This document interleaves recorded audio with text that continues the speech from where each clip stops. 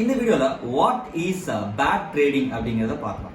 So இதில் நான் மெயினாக பார்க்குறது என்னன்னா, ஃபர்ஸ்ட் பாயிண்ட் என்ன அப்படின்னா, அவங்க எந்த வித ஸ்ட்ராட்டஜியோ இல்லை எந்த வித பிளானையோ ஃபாலோ பண்ணாதது தான். பிகாஸ் அவங்ககிட்ட பிளானும் இருக்காது, எந்த வித ஸ்ட்ராட்டஜியும் இருக்காது.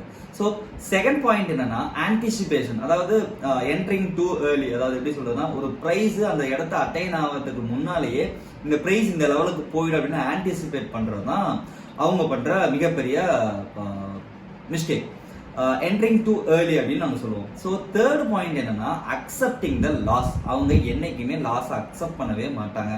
இதுல முக்கியமான சில பாயிண்ட்ஸ் என்ன, அக்செப்ட் த லாஸ் சில முக்கியமான பாயிண்ட்ஸ் என்னன்னா, first one is revenge trading. அதாவது ஒரு ட்ரேட் பண்ணிட்டாங்க அப்படின்னா அது லாஸ் ஆயிடுச்சு அப்படின்னா அவங்களால மனசு ஒத்துக்காது. என்ன பண்ணுவாங்கன்னா, ரிவெஞ்ச் எடுப்பாங்க, இன்னொரு ட்ரேட் பண்ணுவாங்க. ரெண்டாவது, இந்த ரிவெஞ்ச் ட்ரேட் எதுல கொண்டு போய் விடும் அப்படின்னா, ஓவர் ட்ரேடிங்ல கொண்டு போய் விடும்.